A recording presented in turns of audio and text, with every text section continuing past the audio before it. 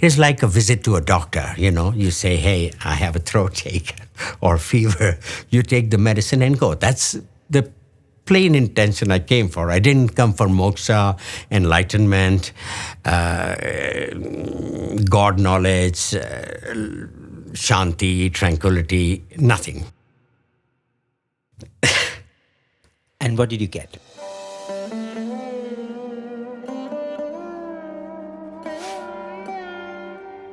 Oh, yeah. So what I got was slowly, I didn't know, but it was nice. It just seemed to be nice living in that environment. I didn't have much money, so my friends and I were sleeping at the railway station, and at like one room we found in Bellathur, 1 mile away from Whitefield, where three, four of us were, and we used to have a bath in a kind of a well, a large well.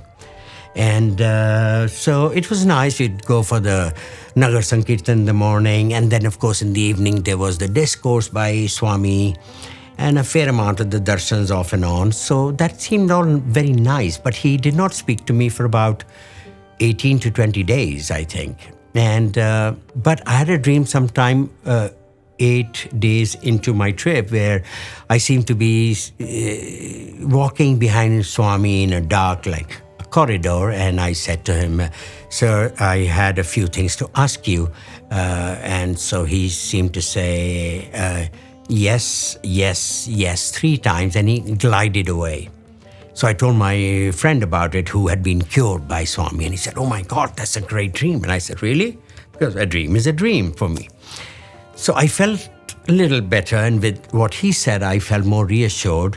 But somehow I felt cool because I was also with friends my age, and there was no like a desire to go to some other places for sightseeing and other kind of enjoyment. I was happy there. So at the end of the summer course, Swami left for Puttaparthi, and we followed him. This was around the 20th of June or something. And there, after 2 days, Swami called me for an interview in Puttaparthi here. And, so I didn't know much. I just wanted to quickly say to Swami, this is what is happening, and please fix it for me, and so I can go home. So Swami first asked me, how are you? And I said, fine. Swami said, not fine at all. And he said, you're like this. And he sort of criticized me for the company I was also keeping, which is not very nice. And that I had issues with myself. I could not concentrate. I could not sleep properly. I had buildup of heat in the stomach, and all kinds of stuff that is there in a young man growing up without any direction, which was my story. So he was on the button about that. He hit the nail on the head. But for me, that was also not important. Like, I want to say, I just want to be okay, and please. So I told him about my problem, and he said, yeah, it'll be fine. I know you have a nerves problem and, something, nervous. And I said, yes, I have that. So he said, it'll be fine in Hindi. He said, sab theek ho jayega. So I was like very keen to know. So I said, by when, Swami? So he said, I will give you the prasad and you have it for a few days, So I said, by when, Swami? So he said, jaldi se jaldi. That was a very wonderful line that he had. He knew what to say, because he didn't want to tell me it's going to take a long time, because that might bring me down a bit. Maybe, I don't know what he thought. I'm not going to conjecture on what he thought and what he planned. But he said, jaldi se jaldi, which means sooner than ever. So I got into the feeling, okay, I thought 48 hours, antibiotics start to work. 48, 60 hours, 72 hours, and I should be in business, and then I'll be, and then, he blessed me and said, don't worry, and then I was out. And he also told me about my exams. I was a bit worried about one of the papers, which I had not done very well in history. I did history honors. So I'd come to see him after my first examinations I had appeared for. So he said something to the effect that, you are worried about one of the papers. Don't worry, it'll be fine. So anyway, so that was it for the first interview. Then after a few days, he called me again. And then, he gave me some kind of a tonic in a bottle. He said, have this once a day, 1 spoon or whatever. And he was cool. And then he also materialized a locket for me with the photo of his, and behind Shirdi Baba with like a metal plate. And that was it. And he hugged me and wished me well. And then he called me yet once again with a few of my friends in a common sort of an interview. And then I'd had this thought that I would like to touch his feet again. So he seemed to remember that. I had forgotten. So in the main interview area where there were 8 or 9 other people, he said, hey, touch my feet. So I said, oh, okay. And he seemed to know pretty much everything about me. So, he told me about a few things to avoid from. There was some lady who was interested in me once, and I also seemed interested. So he warned me off against her very clearly. I knew that he knew what he was talking about.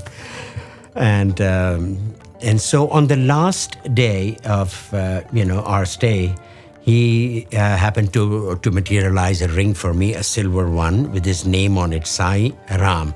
And he asked me to read it. And I said, Sai Ram, and he said, good. And he sort of had actually told me that I make your future very bright. He said that on this interview. And he said, I give you a lot of ananda, I give you a lot of prema. And he had called me 4 or 5 times on my first trip over a period of 11 days. I also remember that he used to say to people, I heard from another friend that when he made the ring for him, he said, see, no blacksmith, but perfect fit. Which is true, when you want to have a ring made, you've got to have the size done. So he seemed to make it just right. And then I left, and it was an interesting long trip, and I was in a certain subdued state of mind, and I felt sort of pious and holy and wanting to do good. Just that thing seemed to rise within me by itself, which I had not really experienced much in the past as such. So it was a nice feeling. So I went back to Delhi after a month. We were in total with Swami for about 5 weeks. And then I went to Delhi, and after about a week or so, because I'm a Muslim and my friend was not a Muslim, but he used to eat meat, suddenly both of us stopped eating meat almost simultaneously a week from our arrival into Delhi.